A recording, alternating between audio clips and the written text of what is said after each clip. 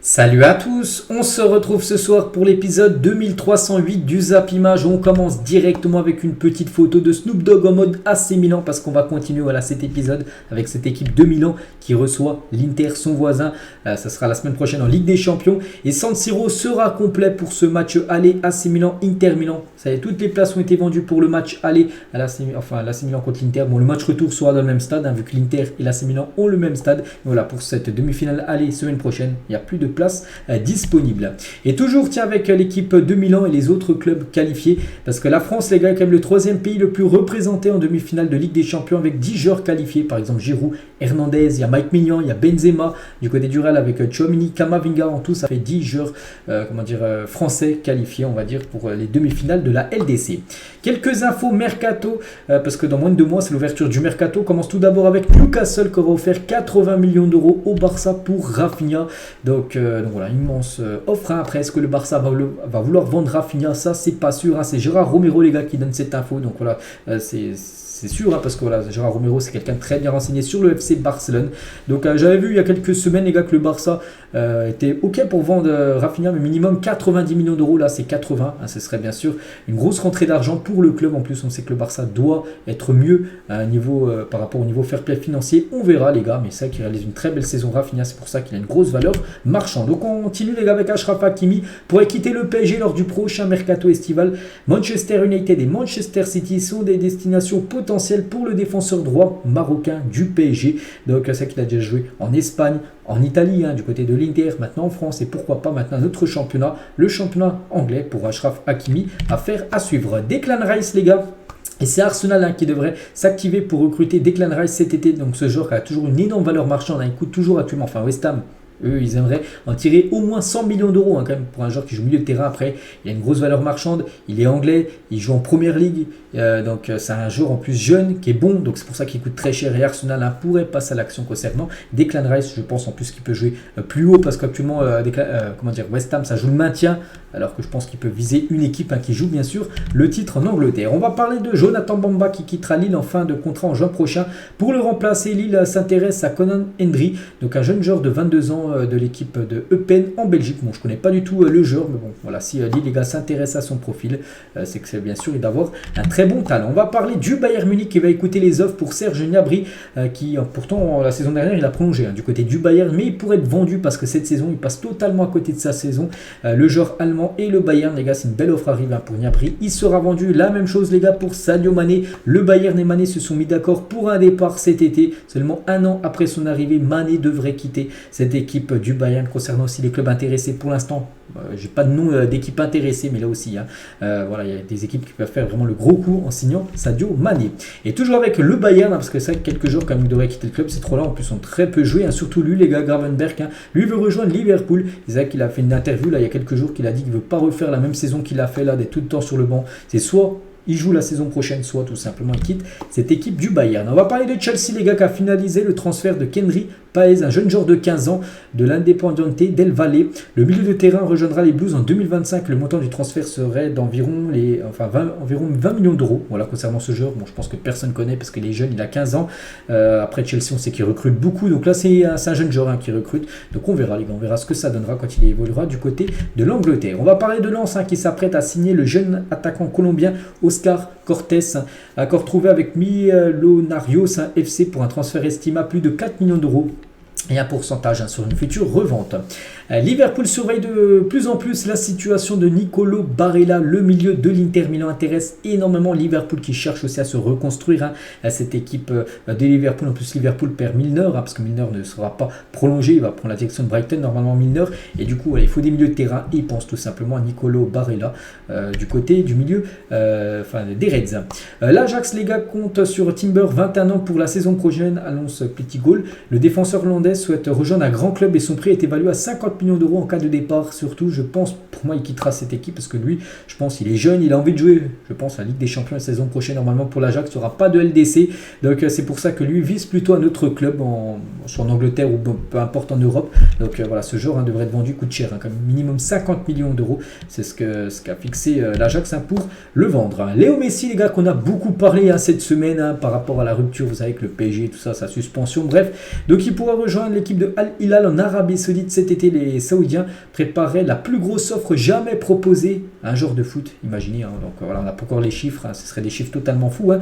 La piste saoudienne est prise très au sérieux par le clan Messi et devient peut-être même favori devant peut-être même le Barça, parce qu'on parle aussi d'un futur peut-être retour du côté du Barça, mais bon, c'est toujours compliqué, hein, niveau financier, tout ça.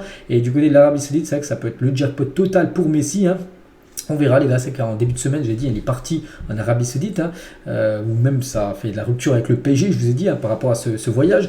Il a peut-être négocié, on ne sait pas, hein, un contrat là-bas, on n'en sait rien, mais c'est vrai qu'il pourrait toucher un salaire en or, on peut dire, hein, du côté de l'Arabie Saoudite. Et toujours avec Messi, les gars, et certains supporters du Barça sont plutôt sceptiques, hein, quant au retour de Léo Messi au Barça.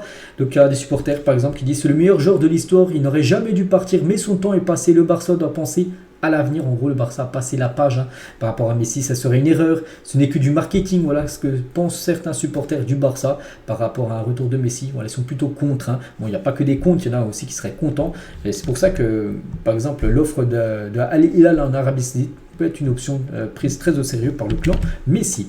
Et Daniel Riolo, les gars, sur Twitter, hein, sur Messi, il a dit tout est ridicule dans l'affaire Messi, de sa venue à son départ, tout a été mal fait. Pourtant, le PSG a été cocu depuis longtemps déjà. On attend donc la même force pour Neymar et les autres qui ne respectent rien depuis X temps du côté du PSG. Hein. C'est vrai qu'il il va à l'entraînement, il n'a pas été là, donc il a été suspendu pendant 2 semaines. C'est vrai que Neymar, lui aussi, il avait fait des voyages comme ça au Brésil. Je ne sais pas s'il avait été autorisé dans le passé, il n'avait pas été sanctionné. Maintenant, voilà, il faut que le PSG aille dans ce sens-là. Quand un joueur ne respecte pas ce qui a été dit par la direction du club, ben voilà, il soit sanctionné, que ce soit Messi, Neymar ou Mbappé, peu importe, hein. Donc c'est vrai que le PSG, c'est un petit peu mieux dans ce rôle-là, hein, voilà, qui mettent des sanctions, on va dire, à leur cadre. Le Barça et l'entourage de Dembélé sont entamés des discussions au sujet d'une prolongation de contrat. Le Français aurait informé son souhait de prolonger le Français. Donc voilà, concernant la situation d'Ousmane Dembélé. On va parler, tiens, on revient sur le match, c'était mardi, là, en milieu de semaine, les gars. Le match entre Arsenal et Chelsea. J'ai montré une photo, je sais plus, c'était dans la semaine, là, que Mudryk, il avait reçu un laser. Les gars, la personne qui a mis le laser, les gars, un fan d'Arsenal de 21 ans, a été arrêté, comme il a été arrêté par la police, soupçonné d'avoir braqué un laser sur Mudryk lors de la défaite de Chelsea. Voilà, c'était en milieu de semaine, défaite 3-1. On peut voir Mudryk avec le laser dans le visage. Donc il a été arrêté comme ce supporter, hein, de Arsenal. Marcus Rashford est un fan, les gars.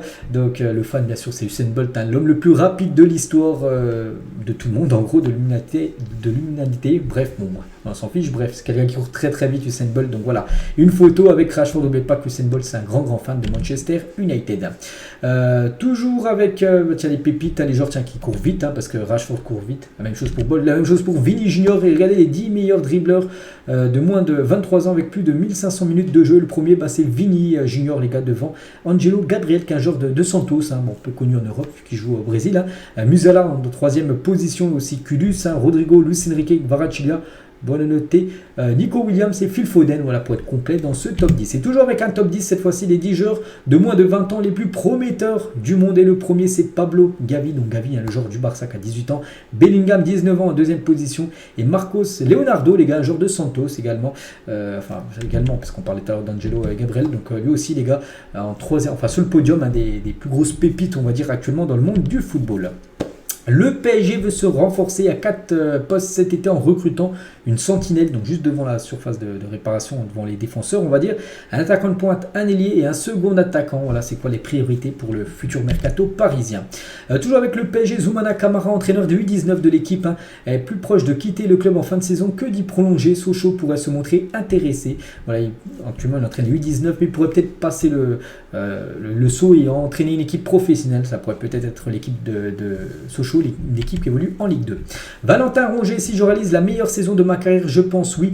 J'ai beaucoup de temps de jeu, j'estime être régulier et j'essaie de rendre à l'équipe et au coach la confiance qu'il me donne, hein, toujours avec lui par rapport à l'équipe de France. Il n'a jamais été appelé par les Bleus. Je pense qu'il aurait pu être appelé, par exemple, Verretou, qui a été appelé lors du dernier rassemblement. Je pense que Rongier mérite plus, hein, que Verretou. Bref, voilà, c'est Deschamps qui fait ses choix. Il a dit, on m'a souvent parlé des Bleus lors des derniers mois parce que le niveau de l'OM est bon et que je suis capitaine. Ça serait une énorme fierté si on atteint nos objectifs avec l'OM. Ça m'aidera à taper encore un peu plus à la porte, hein, de l'équipe de France. Donc voilà ce que peut dire Rongier avant ce match très important ce soir, hein, bien sûr, où Marseille se déplace du côté de Lens, hein. Et Gilbert Bribois, les gars, sur l'After RMC, il a dit, on n'insiste pas assez sur le public marseillais, on connaît tous les clubs de Ligue 1. Je pense qu'en termes de ferveur, hein, c'est numéro 1. Il y a Lens, Saint-Etienne, Nantes. Personne n'a une ambiance comme à Marseille. Hein. Donc vous savez que l'ambiance à Marseille est vraiment folle à toutes les rencontres. On va parler de Chicharito, ancien joueur par exemple du Real Madrid, attaquant mexicain. Donc il a arrêté sa carrière, il s'est mis un petit peu à la musculation. Donc il a bien pris physiquement un Chicharito qui était plutôt fin à l'époque. On peut voir qu'il a pris même en pectoraux, en biceps et tout ça. Donc voilà, qui continue comme ça, on va dire Chicharito.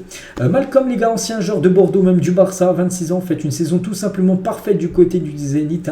30 matchs pour 24 buts et 7 passes D. Sa valeur marchande est actuellement estimée à 27 millions d'euros sur Transfermarkt. Il y a un très gros coup à faire sur le marché des transferts cet été avec ce joueur, les gars. Ce joueur veut rejouer une Coupe d'Europe, parce qu'oubliez pas que Zénith, tous les clubs russes ne peuvent plus jouer les compétitions de l'UEFA, par rapport, vous savez ce qui se passe en Ukraine, tout ça. Donc du coup, lui aimerait revenir jouer la Ligue des Champions, l'Europa League, peu importe. Ça fait 27 millions d'euros avec des stats comme ça. À 26 ans, Malcolm a pu intéresser pas mal d'équipes. Parmi les joueurs de Chelsea recrutés récemment, certains regretteraient d'avoir signé des contrats à long terme. Ceux qu'il y en a qu'on signé, comme Enzo Fernandez jusqu'en 2030, tout ça, c'est des longs contrats. On est en 2023, 7 ans de contrat. Et en gros, ça sera très compliqué pour eux si vous voulez quitter bien sûr l'équipe de Chelsea dans le futur, parce que Chelsea peut à tout moment les bloquer jusqu'en 2030. Donc voilà, il y a des joueurs bien sûr qui regrettent d'avoir prolongé, d'avoir signé autant de temps du côté des Blues. Klopp, les gars, sur Chelsea, il a dit c'est bien de voir qu'on ne peut pas simplement réunir les meilleurs joueurs et ça marche. Il faut construire une équipe. Les dirigeants ont donné au coach une mission quasi impossible à accomplir.